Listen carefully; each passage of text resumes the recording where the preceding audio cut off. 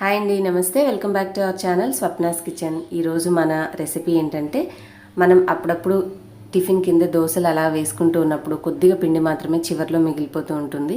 So అలా ఉన్నప్పుడు మీరు ఆ పిండితో సాయంత్రం పూట ఇవాళ నేను చూపించినట్టుగా ఈ విధంగా పొంగనాలు అనేవి చేసి పిల్లలకి పెట్టారంటే తక్కువ ఆయిల్తో చాలా త్వరగా చేసుకోవచ్చు. టేస్టీగా వాళ్ళు హ్యాపీగా ఈవినింగ్ స్నాక్స్ అనేవి ఎంజాయ్ చేస్తారు. మరి రెసిపీ ఎలా తయారు చేసుకోవాలో సింపుల్ ప్రాసెస్లో ఇవాళ చూసేద్దాం. దీనికోసం ముందుగా నేను కొంచెం ఉదయం దోశలు వేయంగా మిగిలిన దోశపిండి తీసుకున్నానండి. ఈ పిండి కొంచెం పల్చగా మీకు కనిపించవచ్చు. ఇవాళ నేను ఒక చిన్న పాయింట్ ఆఫ్ వ్యూ అనేది మీకు తయారు చేసేటప్పుడు ఆ టిప్ షేర్ చేస్తాను. అది మీరు కూడా ట్రై చేయండి. మీకు ఒకవేళ బాగా కుదిరితే తప్పకుండా ఆ పిక్ని నాతోటి ఇన్స్టాగ్రామ్లో షేర్ చేయండి. ముందుగా పిండిలో నేను కొంచెం వంట సోడా వేసుకున్నాను. తర్వాత ఉల్లి తరుగు, పచ్చిమిర్చి, కొత్తిమీర, కొంచెం జీలకర్ర, ఈ 4 కూడా దీంట్లో వేసేసి పిండిని కలుపుకోవాలి.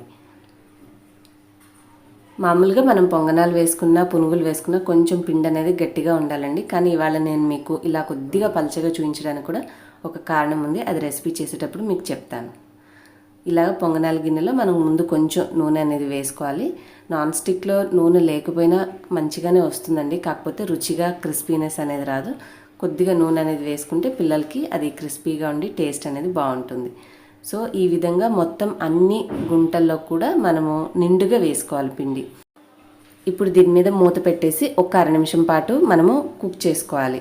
తర్వాత మూత తీసేసి కొద్దిగా ఉడికినటువంటి ఈ పొంగనాల్ని మనం వెంటనే ఆ లోపల పచ్చిగా ఉన్న పిండిని మళ్ళీ గుంటలో పడేలాగా మనం తిరగేసుకుంటే మనం చేసేటటువంటి పొంగనాలు అనేవి మనం వేసిన పిండికి చాలా గుండ్రంగా గుడ్డు ఆకారంలో వస్తాయండి. సో ఒక్కసారి ఈ సింపుల్ ట్రిక్ అనేది ట్రై చేయండి. నాకు ఈ పెనం కొద్దిగా పల్చగా ఉండడం వల్ల తొందరగా పిండి అనేది ఉడికేసింది. మామూలుగా మందపాటి పెనంలో అయితే కొద్దిగా మనకి కింద ఉడకంగానే అందులో ఉన్న పచ్చిపిండిని మనం కనుక తిరిగేసుకుంటే చాలా పర్ఫెక్ట్గా మంచిగా కాలుతాయి. ఒకసారి తప్పకుండా ఈ ట్రిక్ అనేది ట్రై చేయండి.